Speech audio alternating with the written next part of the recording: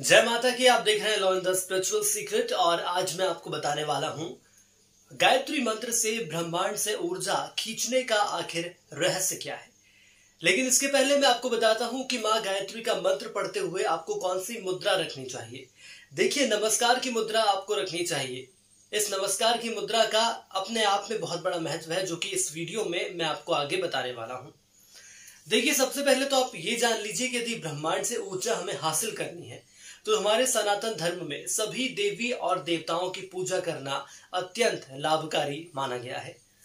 और इन सभी देवी या देवताओं की पूजा की विधि की हम बात करें तो बाखूबी इसका शास्त्रों में वर्णन भी किया गया है। मगर शास्त्रों में सबसे अधिक लाभ दिलवाने वाली पूजा मां गायत्री की ही मानी गई है। यानी यह साफ है कि मां गायत्री बहुत ही सरलता से अपने भक्तों पर प्रसन्न हो जाती हैं। जी हाँ, ज्योतिष शास्त्र की हम बात कर लें तो ज्योतिष शास्त्रों में बताया गया है कि इनकी पूजन विधि अन्य देवी या देवताओं की तुलना में बेहद सरल होती है। मगर कुछ ऐसे लोग होते हैं जो कि उसे भी किसी न किसी कारणवश नहीं कर पाते हैं। तो ऐसे हमारे पवित्र पावन हिंदू धर्म में इसका हल मिलता है और मां गायत्री का जाप ही सबसे बड़ी शक्ति है।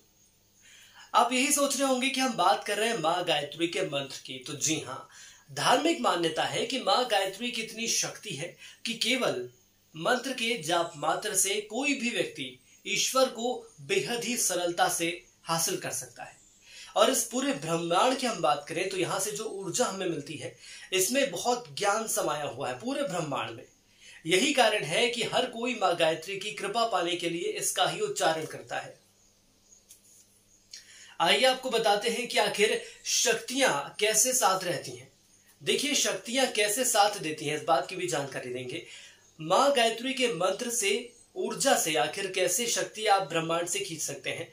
देखिए, पूरी कोशिश रहेगी कि इस रहस्यमयी बात को मैं आप तक पहुंचा सकूं, इस रहस्य को सही तरीके से मैं आप तक पहुंचा सकूं। हिंदू धर्म में मां गायत्री का स्थान सर्वोपरि है और यह माना जाता है कि संपूर्ण ब्रह्मांड से सदा इस मंत्र की ध्वनि निसृत होती है। हमेशा इस ब्रह्मांड में मां गायत्री का मंत्र रहता है। हमारे और आपके हर श्वास से मां गायत्री के मंत्र की ही ध्वनि निकलती है। यही हमारे आपके श्वास की गति को नियंत्रित रखता है। जो हमारे श्वास की गति होती है, जो हम सांस अंदर लेते हैं, उसके बाद जो कार्बन डाइऑक्साइड हमारे मुंह से निकलती है बाहर, इसे नियंत्रित यदि कोई करता है तो यही एक ध्वनि है जो कि नियंत्रित करती है।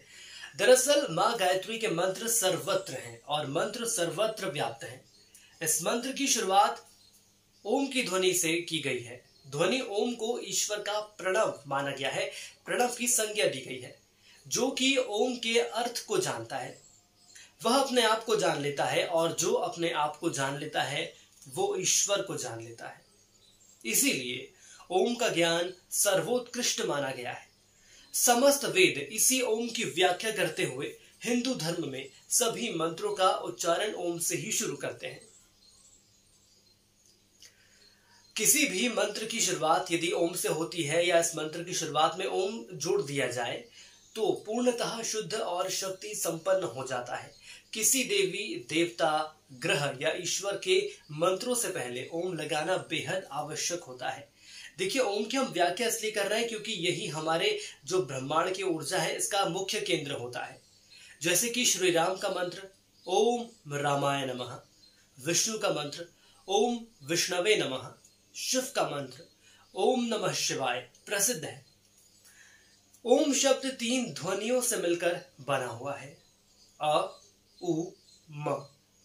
इन तीनों ध्वनियों का अर्थ उपनिषद में भी आता है और यही ब्रह्मा, विष्णु और महेश का भी प्रतीक माने गए हैं।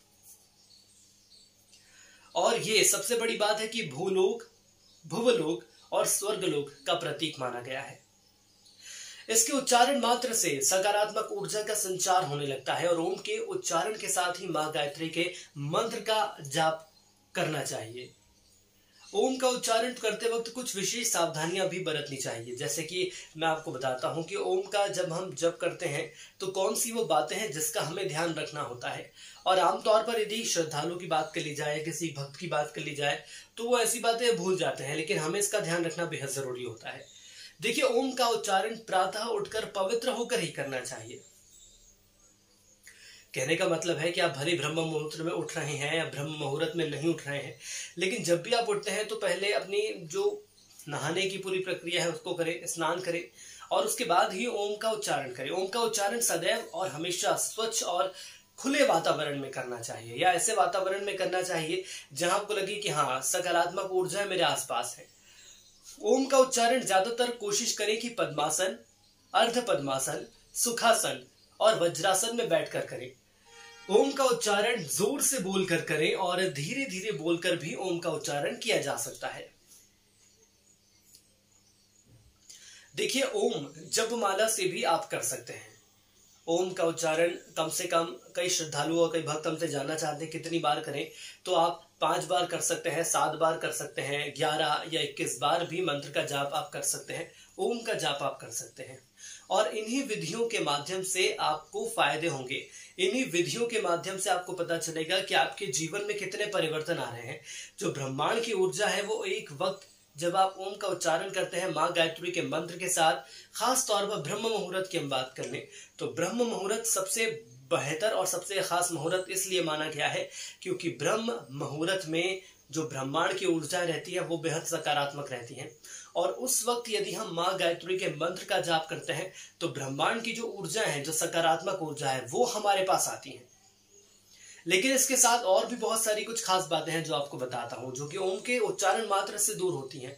जैसे कि आपके घर में यदि वास्तु दोष है तो घर के मुख्य द्वार पर आप दोनों ओर सिंदूर से स्वास्तिक बनाएं, मुख्य द्वार के ऊपर आप ओम लिख दें।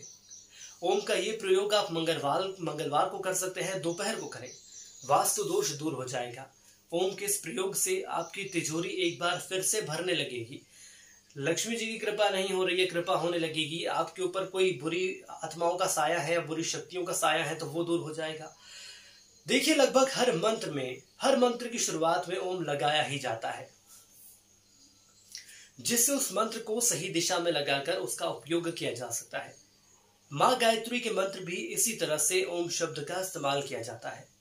और एक बड़ी खास बात यह है कि जब भी आप ब्रह्म मुहूर्त में उठकर यदि ब्रह्मांड की ऊर्जा जो है, जो सकारात्मक शक्तियां हैं, उन्हें आप अपने पास लाना चाहते हैं तो ब्रह्म मुहूर्त में आप उठिएगा। पद्मासन मैंने आपको बताया, अर्ध पद्मासन मैंने आपको बताया। यदि ये आसन आपसे नहीं भी हो पा रहे हैं, देखिए, क्योंकि हर भक्त एक जैसा नहीं होता है।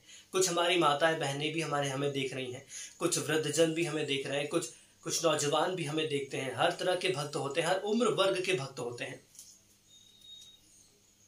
लेकिन कोशिश आप ये करिएगा कि जब भी आप ब्रह्म मुहूर्त में उठेंगे अपने दोनों हाथों को कुछ इस तरह रखिएगा। ये देख लीजिए, जब भी कोई आता है हमारे यहाँ तो नमस्कार करते हैं, नमस्ते करते हैं, तो इस मुद्रा में आप हाथों को रखिएगा। जब भी इस मुद्रा में आप हाथों को रखेंगे तो आप जब हाथों को इतना पास करेंगे तो आपको ऐसा महसूस होगा कि कोई एक ऊर्जा है जो कि हाथों को अपने आप अंदर खींच रही है। जो आपकी उंगलियों की, जो इसे पोर्स कहा जाता है, जो उंगलियों की शुरुआती जो ये तत्व है इन्हें पोर्स कहा जाता है। जब भी आप हाथ जोड़ेंगे तो आपको ऐसा लगेगा कोई ऊर्जा है जो कि खींच रही है। और जब हमारे हाथ बंद हो जाते हैं और इसके बाद जब हम माँ गायत्री के मंत्र का जाप करते हैं तो जो सकारात्मक ऊर्जा ब्रह्मांड में हमारे चल रही है इस वक्त, खास तौर पर यदि मैं ब्रह्म मुहूर्त की बात करूं, वो मुहूर्त इसलिए सबसे शुभ माना गया है क्योंकि वही एक वक्त है जब ब्रह्मांड की ऊर्जा आप अपने अंदर ले सकते हैं। तो कोशिश करिएगा कि ब्रह्म मुहूर्त में उठें। और अगर कोई आसन नहीं भी लगा पा रहे हैं तो आराम से आप बैठ जाइए आलती पालती मारकर, और उसके बाद हाथों को कुछ इस तरह से रखिएगा और सच्चे हृदय से आपको कुछ नहीं करना है, माँ गायत्री के मंत्र का केवल जाप करना है। और ये लगातार प्रयास आप कुछ वक्त तक करिए, कम से कम आपको 21 बार तो इस प्रयोग को करना ही होगा। 21, 51 और 108 बार आपको इस प्रयोग को करना होगा। रोज कोशिश करिए। इसके बाद धीरे धीरे आपको खुद अपने अंदर परिवर्तन देखने को मिलेंगे कि आखिर ब्रह्मांड की जो सकारात्मक ऊर्जा है वो आपके आसपास एक आवरण बना लेती हैं। और उसके बाद आपको खुद इस बात को महसूस करेंगे कि हाँ, मेरे जीवन में कितने बड़े बड़े और कितने सकारात्मक परिवर्तन आने लगे हैं। तो आज के लिए इस वीडियो में इतना ही। यदि आपको वीडियो पसंद आए तो जरूर लाइक करें, शेयर करें और इस वीडियो को ज्यादा से ज्यादा लोगों तक पहुंचाएं, क्योंकि हमारी ये कोशिश है कि जो सही जानकारियां लोगों तक पहुंचनी चाहिए वो हम देते हैं। यदि दिलो दिमाग में कोई सवाल है तो जरूर हमसे पूछ सकते हैं। पूरी कोशिश रहेगी उन सवालों के सही जवाब आप तक पहुंचाने की। जय मां गायत्री।